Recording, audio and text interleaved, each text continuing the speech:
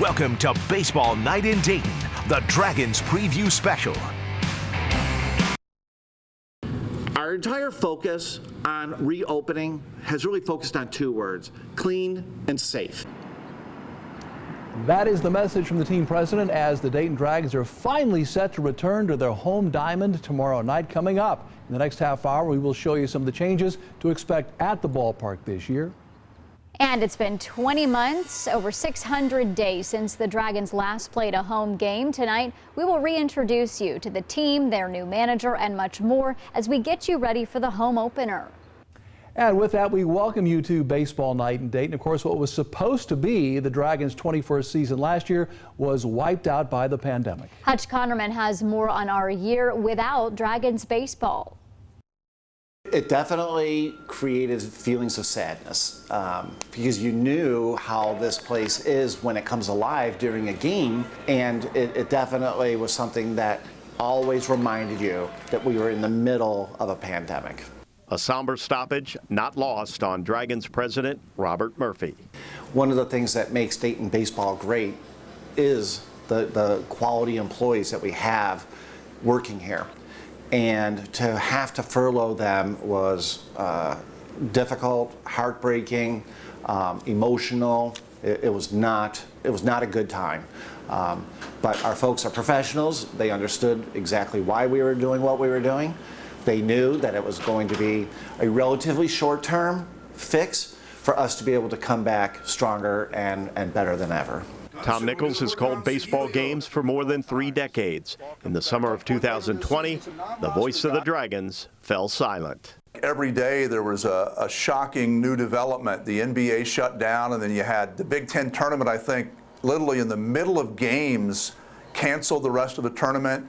And you start to get that feeling before long, everything's going to shut down, and eventually, of course, it did. And I remember the day we closed down the office very well, and we wondered, how long is this going to last? And you thought, well, it's going to last at least a few weeks. And of course, as things turned out, nobody played all season, not only the Dragons, but anywhere in minor league baseball. And there's some perspective maybe all of us have gained. You get into that rut sometimes of playing every day and take things for granted. And now there's some perspective been given to everyone, not just the players, but the broadcasters and everyone else involved. Perhaps nothing seems more isolated than an empty sports venue. Day Air Ballpark has been devoid of Dragons activity for 20 months. Now, as the diamond gets ready to sparkle again, it's a reminder that indeed absence does make the heart grow fonder. One of the messages that we received loud and clear, we wanted to create a love affair between this organization and its fan base and this community. And I think that when you see how people have responded by renewing their season tickets, and it's not just that, it's, that's definitely put your money where your mouth is, but the thing that they would do when they would write us letters or give us phone calls or leave us voicemails talking about, hey, you have been supporting this community now for 20 years, and we need to support you now. It does provide some normalcy, and I think it will for the fans as well, to come out and see Dragons baseball here at Day Air Ballpark. And that'll be a role that we'll play that'll be a positive one within the community this spring and summer. You really learn a lot about a partner when you're going through a very difficult time. And we were going through a difficult time through this pandemic, and Day Air was there from start to finish, always willing to help us, always willing to participate in any community endeavor that we had. They have been a terrific partner in a season where it was very difficult to partner. So we are excited to actually open up this stadium, now known as Day Air Ballpark, and have our fans get to know them the way we have gotten to know them. And speaking of partnerships, Dayton CW is once again your home this season for Dayton Dragons baseball this year. We'll be televising 25 games with our first broadcast coming up this Friday night when the Dragons take on the Lansing Lugnuts at the new Day Air Ballpark. Tom Nichols will have the play-by-play. He'll be joined in the booth by our very own Jack Pohl. And the Dragons want fans to feel confident coming back to Day Air Ballpark this year, so they've implemented a number of safety measures. Among the many changes, a ticketless entry into the ballpark, no cash sales throughout the stadium. The game day program will now be an app you download to your phone, and even fan favorite giveaways will be virtual this year. All of this to keep fans engaged and safe while at Day Air Ballpark. And while many players are focused on the season ahead, one Dragons player is also keeping one eye on his post-playing career as an officer in the U.S. military. 2 News reporter Adam Reif shares his story.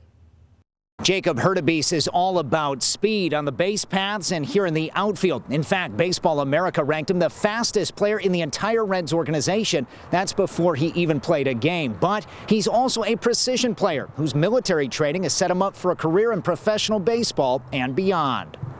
I had to Google what West Point even was. When Jacob Hurtubise was being recruited out of high school, he had no idea West Point was a service academy, but he quickly realized it was the right fit. Knowing that I have 5 years of service to serve, our great country, that was the decision that I didn't take lightly. At the top of their lineup, it's one of the hardest outs.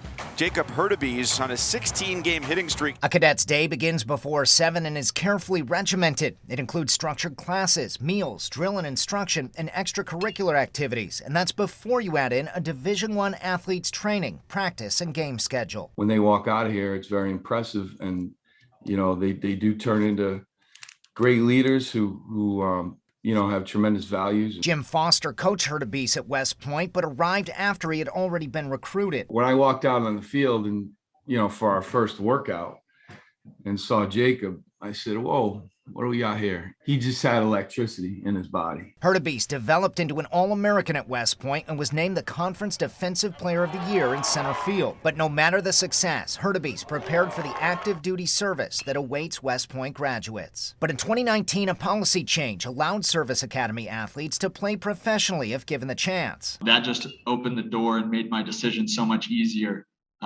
To be able to, sign and to be able to just come and play immediately after graduation. So for now, his military obligations are on hold. A lot of teams were in contact leading up to the draft, but the pandemic slashed the draft from 40 rounds to just 5. Hurtubise was not drafted. 2 days after graduation, he drove home to Indianapolis through the night. 9 a.m. I had the Cincinnati Reds calling. I had the Chicago Cubs calling, Detroit Tigers. The Cincinnati Reds organization were the best fit. Stolen base attempt by Hurtubise. He's in at second. The throw leaks to center. Outman tosses to third. Hurtubise is safe there as well. As he begins his first professional season, he's grateful for the resilience, determination, and discipline he learned at West Point. I can't thank enough the coaching staffs there that I played under, just the development and the time that they put into me as a player. It made for a great 4 years, a very challenging 4 years, but I wouldn't trade it for the world. We're all proud of him. He's an even better person than he's a tremendous baseball player. And I'm glad he's doing well, but he's an incredible person. Jacob Hurtubise says one of the first things he did after signing with the Reds organization was to look up the stolen base records. So far, he says nobody's challenged him to a one-on-one foot race. At Day Air Ballpark, I'm Adam Reif for Baseball Night in Dayton. And coming up, how the state of Ohio has made a big impact on our national pastime. Eddie Kilroy has that story when Baseball Night in Dayton returns.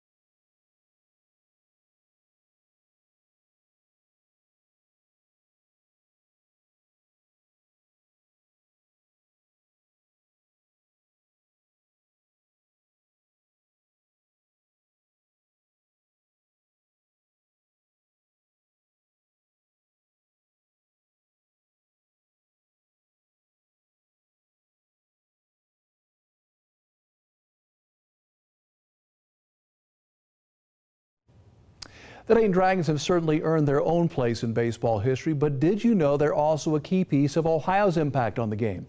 Two sports reporter Eddie Kilroy digs deeper into the Buckeye State's impact on the national pastime. The history books show the Dayton Dragons are best known for their consecutive sellout record, but on the field, the Dragons continue inserting themselves into Ohio's rich baseball history. The Buckeye State has solid roots in America's pastime. 1,060 Ohioans have played professional baseball at the highest level. 36 have worn a Reds uniform. 19 are enshrined in baseball's Hall of Fame in Cooperstown. Among them, Cy Young, Cincinnati's own Barry Larkin, and Dayton native Mike Schmidt. I think Ohio, the number of colleges here, the number of teams playing, the fact that we have 2 professional teams at the major league level, and and especially in the Cincinnati, Dayton area, there's a terrific history and reputation here of amateur baseball, youth baseball. And that's been a stepping point for an awful lot of major leaguers who have come through. Ohio's baseball history can't be written without the Dayton Dragons. Since their arrival in the Miami Valley back in 2000, 106 Dragons have made it to the show. None of which hailed from the Buckeye State, but that could soon change. Enter starting pitcher Connor Curlis. The Findlay native is now with the Chattanooga Lookouts, hoping to become the first Ohio-born Dragon to make it to the big leagues. And it's always been a dream of mine since growing up. So to see that I'm in Double-A right now, one call away, you just never know. So you just got to take every day and go out there and do your best and see what happens from there. It's stories like Connor's and teams like the Dragons fueling the next generation of homegrown talent here in Ohio. Just ask Wapakoneta native and Dragons pitching coach Brian Garman. I definitely think we have plenty of stuff in Ohio. There's no doubt about it. Cincinnati is definitely a hot spot. Columbus, it's growing. Northwest Ohio, I still think it's growing. And there are a few guys up around the Cleveland area, too, who are really kind of pushing it. And so I think we're starting to really see some guys who are going to be able to compete at a very high level on a national stage. The experts agree baseball isn't going anywhere, especially in Reds country. And you can expect the Dragons to be in lockstep with Cincinnati for years to come, making history along the way. And watching these young kids in a minor league setting just 50 miles away from Cincinnati is a terrific advantage, and it helps nurture the fans' interest in not only the current team, but in the future team. It brings a whole dimension to it that if the Dragons were somewhere else, that wouldn't exist. So I think it's a really vital part of the Reds' overall strategy and towards developing and keeping their fan base. In Dayton, Eddie Kilroy, 2 Sports. Coming up, the Dragons have a great team on the field this year, but they also have a great team set to give fans great entertainment in between innings. That story is straight ahead. You can't have a ball game without the good eats, the traditional favorites making a comeback, and what's new this year. Looks like cool but dry baseball weather on the way for the rest of the week. I'll have your complete Storm Team 2 opening night forecast just ahead.